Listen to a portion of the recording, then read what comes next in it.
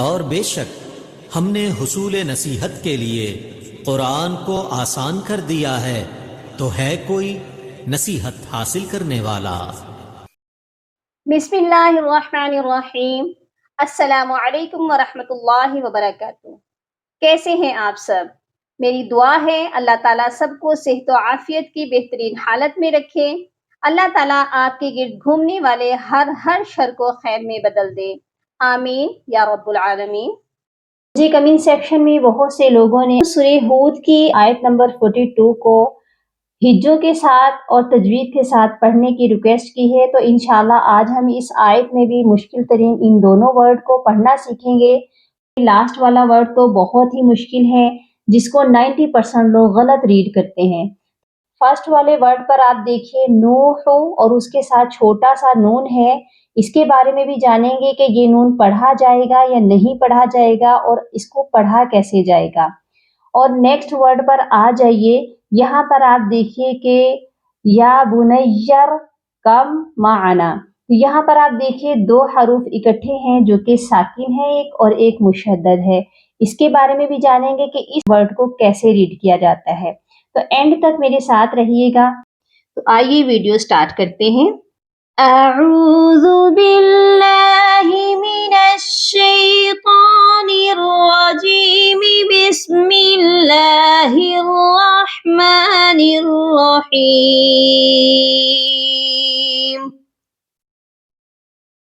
وَهِيَ تَجْرِي بِهِمْ فِي مَوْجٍ كَالْجِبَالِ وَنَادَى نُوحٌ ابْنَهُ وَكَانَ فِي مَعْزِلٍ يَا بُنَيَّ ارْكَب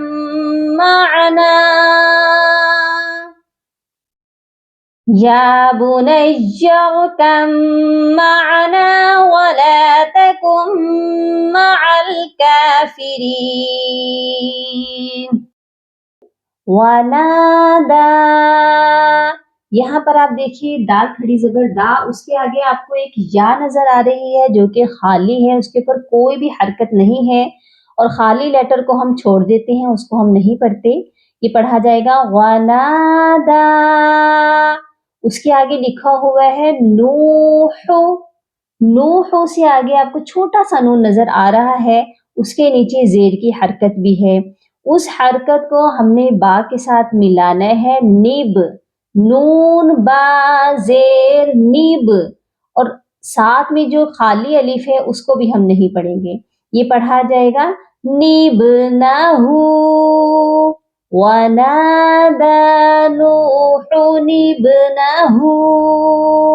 میرے ساتھ آپ بھی دہرا لیجئے، وَنَادَى نُوحٌ ابْنَهُ۔ نیکسٹ چلتے ہیں، وَكَانَ فِي مَعْزِلٍ،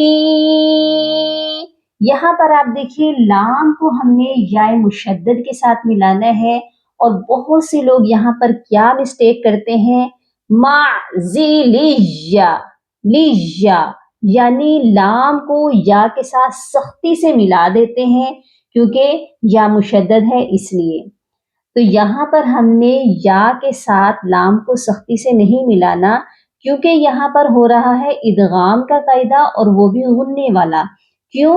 کیونکہ جب بھی تنوین کے بعد یا نون ساکن کے بعد حروف یرملون کے 4 حروف آتے ہیں، یا واو میم نون، تو ہم تنوین کو غنہ کر کے پڑھتے ہیں یؤمنو کے ساتھ۔ تو یہاں پر ہم نے یہاں ہم غنہ کریں گے اور پھر ہم اس کو اس کے ساتھ ملائیں گے، یہاں ہم نے سختی سے ملا کر نہیں پڑھنا۔ یہ کیسے پڑھا جائے گا، لام یا دو زیر لی، یا کھڑی زبر یا، معزلی یا، اس کے بعد ہے بنیر، یہ والی جو یا ہے یہ یا مشدد ہے، اور اس پر کوئی غنہ نہیں ہو رہا، یہاں ہم نے نون کو یا کے ساتھ جب ملانا ہے تو سختی سے ملانا ہے، بنیج، بنیج۔ تو یہاں اکثر لوگ غلطی کیا کرتے ہیں، نون یا زبر نئی لمبا کر دیتے ہیں، تو یہاں پر کیا یا مدہ نہیں ہے، یا مشدد ہے، اس کو ہم نے سختی سے ملا کر پڑھنا ہے بونی، اور اس یا کو پھر ہم نے را کے ساتھ ملانا ہے بونیر، درمیان میں خالی الف ہے اس کو ہم چھوڑ دیں گے، یہ پڑھا جائے گا معزلی یا بنیر۔ نیکسٹ والا جو ورڈ ہے اس پر آپ دیکھیے گا بہت سی لوگ مسٹیک کرتے ہیں، کب معنا، یہ پڑھا بھی نہیں جا رہا، تو اس کو ہم کیسے پڑھیں گے؟ ہم نے اس کو پڑھنا ہے کاف کو میم کے ساتھ ملانا ہے۔ کیوں ملانا ہے؟ کیونکہ جب بھی دیکھیے مشدد اور ساکن حرف اکٹھے آتے ہیں نا تو ہم ساکن والے کو چھوڑ دیتے ہیں، ہم مشدد حرف کو پڑھتے ہیں، تو یہاں پر بھی ہم نے کاف کو میم کے ساتھ ملا کر پڑھنا ہے، با ساکن کو ہم چھوڑ دیں گے، با نہیں یہاں ریڈ کیا جائے گا، یہ پڑھا جائے گا کم، اور میم مشدد ہے اس وجہ سے یہاں غنہ بھی کیا جائے گا، تو اس کو ہم نے پڑھنا ہے یا بنی ارکم معنا۔